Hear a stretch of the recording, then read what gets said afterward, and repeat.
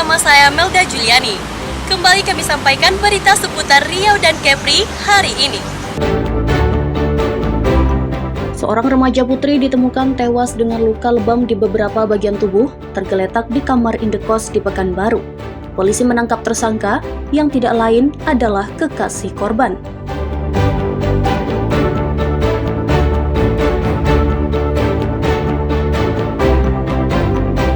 Dua nelayan di Batam terombang-ambing di laut akibat perahu yang digunakan mati mesin. Kedua korban diselamatkan petugas pangkalan penjagaan laut dan pantai.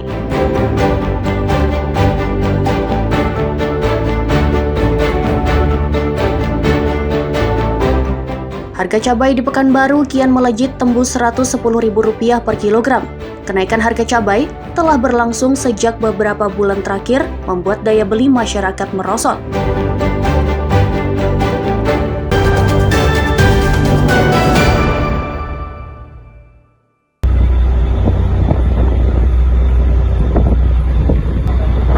Dua nelayan terombang-ambing di laut akibat perahu yang digunakan mati mesin karena bahan bakar minyak di perairan Selat Riau, Batam, Kepulauan Riau.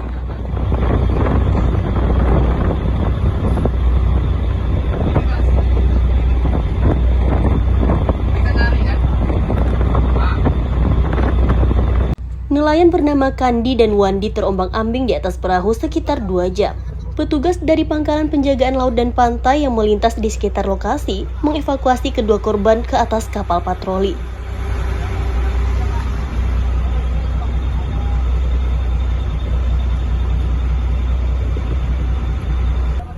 Kedua nelayan dengan kondisi lemas kemudian dibawa ke dermaga untuk mendapatkan perawatan.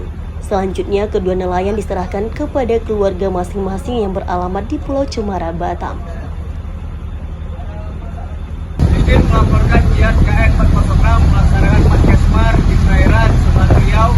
Saat ini KM 406 melaksanakan membantu nelayan yang kehabisan bahan bakar di perairan Selat Riau hari Senin tanggal 20 Oktober tahun 2025. Saat ini kami sedang menunda atau towing menuju Pulau Subang Mas.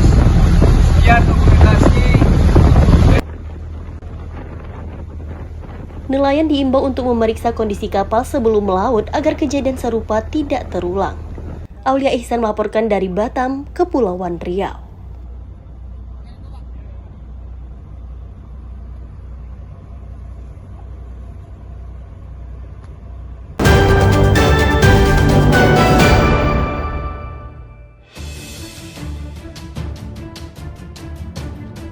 Sejumlah pabrik kelapa sawit atau PKS yang beroperasi tanpa izin disegel tim Justisi di Kampar Riau. Sedikitnya ada 7 PKS ilegal yang ditutup sementara oleh petugas hingga perizinan dilengkapi.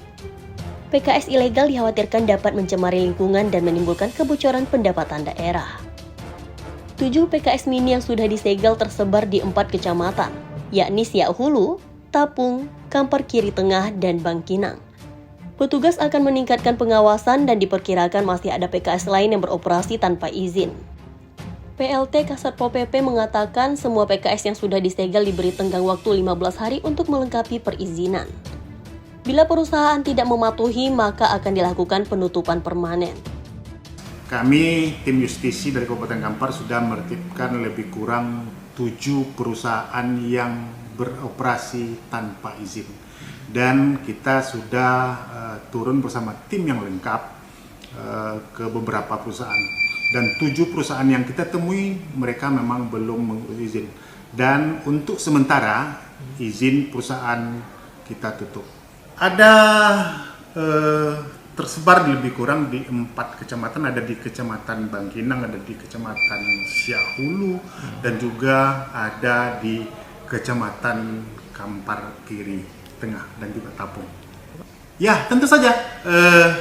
Kemarin ketika saya bertemu dengan yang mewakili perusahaan, kita membuatkan surat pernyataan kepada mereka untuk mereka mengurus izin dalam waktu tidak lebih dari 15 hari kerja.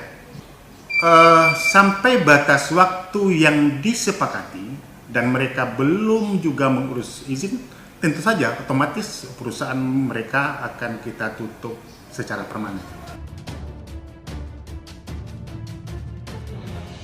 Tim Justisi akan menindak semua PKS ilegal untuk ketertiban dan kelancaran operasional perusahaan. Ahmad Dison dan Firman Domo melaporkan dari Kampar, Riau.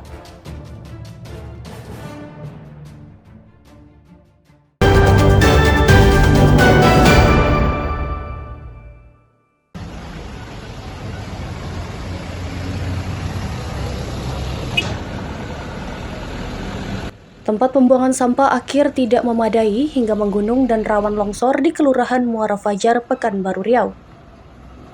Sementara setiap hari kiriman sampah dari tempat pembuangan sementara terus berlangsung sehingga tumpukan sampah terus bertambah. Pemkot Pekanbaru tengah mengupayakan jalan keluar agar tempat pembuangan akhir dapat dibenahi sehingga tidak berdampak terhadap pencemaran lingkungan. Selain itu, permasalahan sampah di tempat pembuangan sementara mulai dapat diatasi dengan melibatkan lembaga pengelola sampah di tiap kelurahan. Sampah yang biasanya menumpuk di TPS sudah tidak terjadi sejak beberapa bulan terakhir. Wali Kota Pekanbaru minta masyarakat supaya tertib membuang sampah rumah tangga sesuai waktu yang ditentukan sehingga penumpukan sampah di TPS tidak terulang.